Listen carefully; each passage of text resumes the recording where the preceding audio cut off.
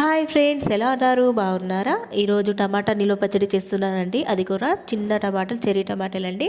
దీన్ని ముందుగా కడిగేసుకొని క్లాత్ మీద వేసి ఆరబెట్టేసుకోవాలండి. వాటర్ అనేది ఉండదు.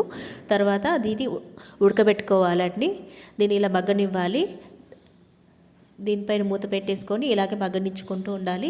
తర్వాత దీనిలోకి మసాలా అండి. ధనియాలు ఒక గుప్పెడు తీసుకున్నాను. మెంతులు 1 స్పూన్, ఇలాచీ 2, లవంగాలు 4, ఇంకొంచెం వేసుకున్నా ఏం కాదు.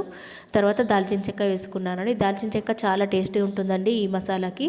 తర్వాత ఆవాలు కూడా ఎక్కువనే తీసుకోవాలి, ఘాటు అనేది వస్తుంది. తర్వాత దీన్ని టమాటాలు మంచిగా మగ్గుతున్నాయి ఒకసారి కలుపుతూ ఉండాలి. మళ్ళీ తర్వాత దీని మసాలాని పట్టుకొని దానిలో 2 స్పూన్ల కారం వేసుకున్నాను. పక్కన పెట్టేసుకోవాలి పేస్ట్ చేసుకొని. తర్వాత దీన్ని ఈ వాటర్ని లేకుండా టమాటాలని మొత్తం మగ్గనివ్వాలండి.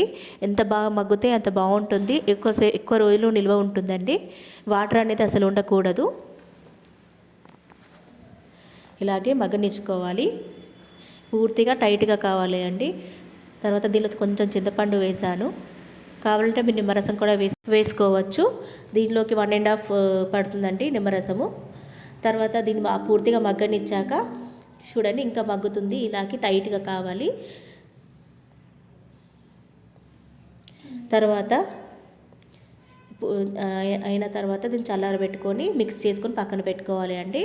ఆయిల్ తీసుకొని అవి హీట్ అయ్యాక దీనిలోని ఆవాలు, జీలకర్ర, ఎండుమిర్చి, ఎల్లిపాయలు వేసి బాగా ఫ్రై చేసుకోవాలి. తర్వాత దానిలో పసుపు కూడా వేసేసుకోవాలి. వేసుకొని పూర్తిగా చల్లారాలండి. చల్లారాకనే దీనిలో కలుపుకోవాలి. ఎందుకంటే వేడిలో వేస్తే తొందరగా పాడైపోతుంది. అందుకే పూర్తిగా చల్లారాక వేసుకోవాలి. తర్వాత దీనిలోకి సరిపడంత టమాటా ప్యూరీ ఉంది కదండి, దానికి సరిపడంత మసాలా వేసుకోవాలి. ఈ మసాలా మిశ్రమం ఉంది ఉండి కారం అంతా వేసింది దీనిలో కలుపుతూ కొంచెం వేసుకుంటూ కలుపుతూ ఉండాలి. అలాగే 3-4 స్పూన్లు పడుతుంది. తర్వాత సాల్ట్ కూడా మీకు రుచికి తగినంత వేసుకోవచ్చండి. కొంచెం ఎక్కువనే వేసుకోండి, ఎందుకంటే నిల్వ పచ్చడి కదా అండి. కొంచెం ఎక్కువ ఉంటేనే బాగా రోజులు నిల్వ ఉంటుంది. వేసేసి బాగా కలిపేసుకోవాలి.